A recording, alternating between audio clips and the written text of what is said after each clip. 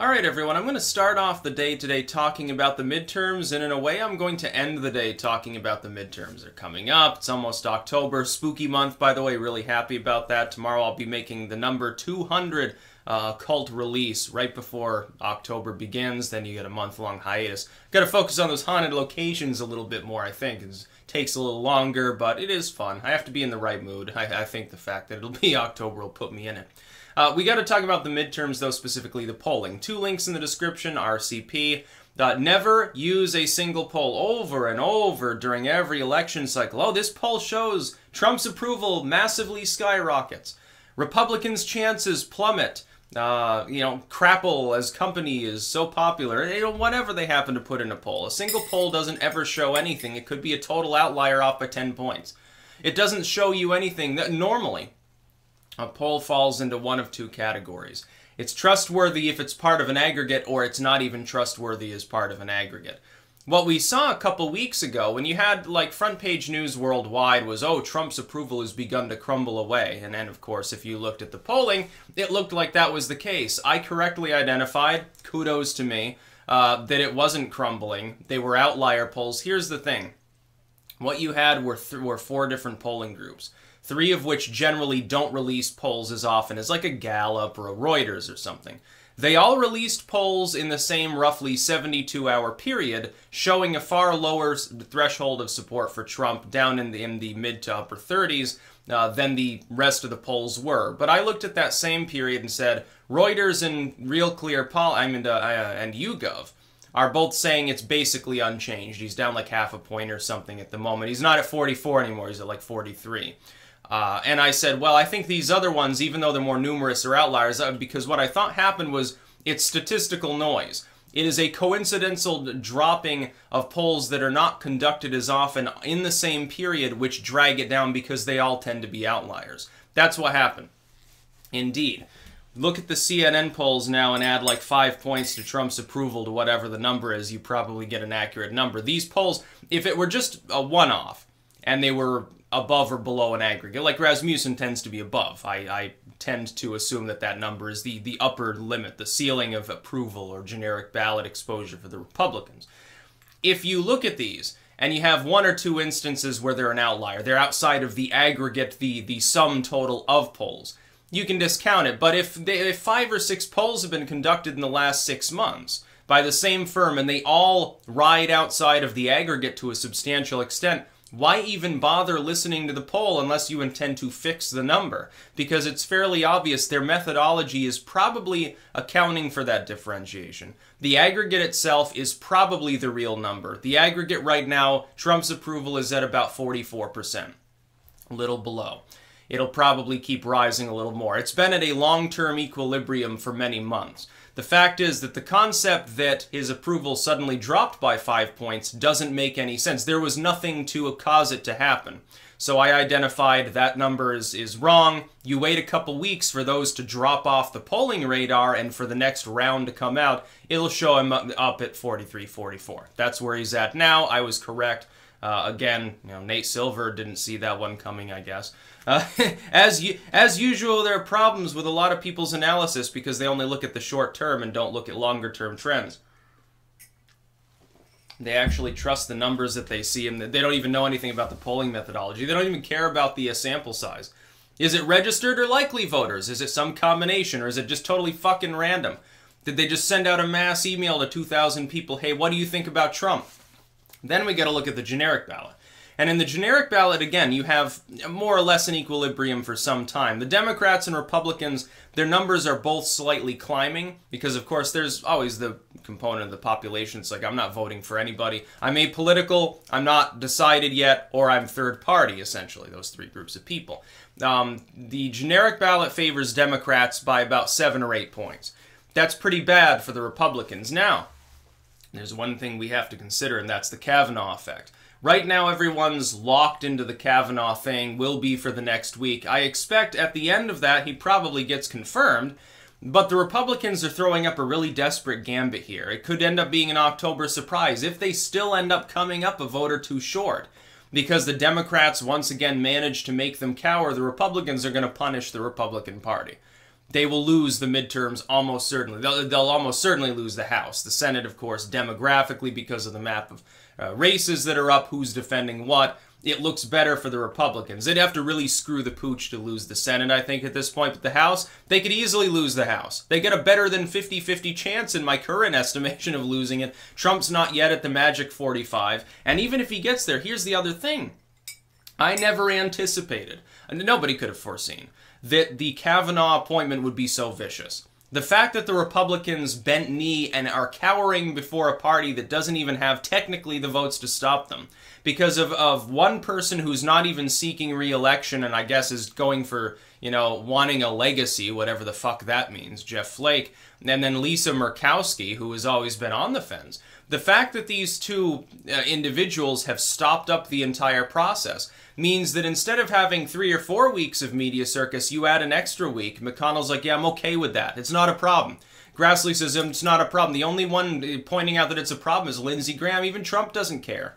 Trump's like, yeah, whatever. At this point, I think Trump, and he's probably right to think this way, is like it's either going to be a stymied effort. They're either going to shoot Kavanaugh down because this is some deep state bullshit, or it's all a floor show because they're scared of the Democrats. Either way, it doesn't really affect me. Whether we lose or win in the midterms, I'm going for 2020. You know, these Republicans have been obstructing me anyway, so who fucking cares? And Trump is a Democrat. He's not a Republican. Let's get something straight. Trump is a Democrat with an R after his name. He's not a bigot. He's not far right. He's anything but. He's a New York, Manhattan, socio-elite corporate Democrat, a business Democrat who understands economics. That's all he is.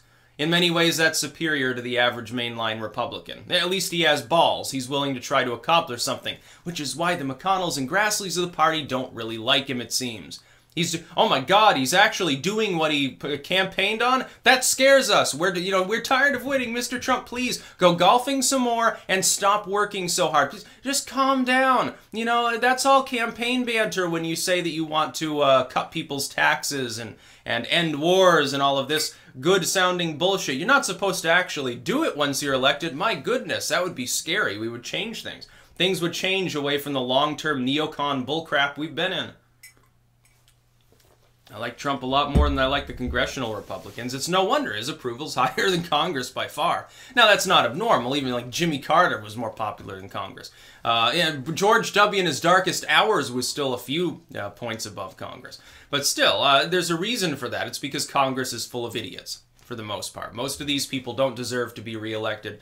We should have to, definitely should impose term limits, but unfortunately Congress would have to impose term limits on itself. It'll never happen. They'll never seriously talk about the issue. Some mavericks will bring it up during campaigning and then forget about it. So we got to see what happens with Kavanaugh. Where does the support for the Republicans and Democrats go? The Democrats could overstretch and be seen as bullies, but I think more likely the Republicans are perceived of as cowards unless they finally confirm Kavanaugh. Once they do that, it heals the damage potentially before the midterms happen. People slowly forget how cowardly they were. Trump can even campaign against his own party in 2020 on this. It's almost giving him preemptive ammunition for his next presidential run. It'll be very funny to see if that ends up figuring in. But the Republicans are jovial about the idea of getting another Supreme Court nominee. And then they see the party sort of pulling that away from them. It's very funny to see them self-destruct. Democrats didn't do it. The Republicans did it. They're obstructing their own agenda. It's like, hey, we're winning too much. Let's punch ourselves in the face here a little bit. As far as the polling, looking just at that, the Kavanaugh effect aside, the Republicans, if nothing else changes, if Trump's approval stays around the same rate, the generic ballot stays around the same, there's no reason. In 2016, one of the reasons the Republicans prevailed is that turnout was unexpectedly high. There's no reason to believe as of this moment that Republican turnout will be as high as it was in 2016, or Democratic turnout as low. That fixes that. However, you still do have an element, I think, of people that are fundamentally going to vote Republican, but they're not going to tell you openly. They're honestly, I think the panic, the moral panic, the fear mongering has taken hold enough so that there are some people that are not forthcoming about that. And also, you have to understand that as far as I know, this is the other big thing that we've got to think of.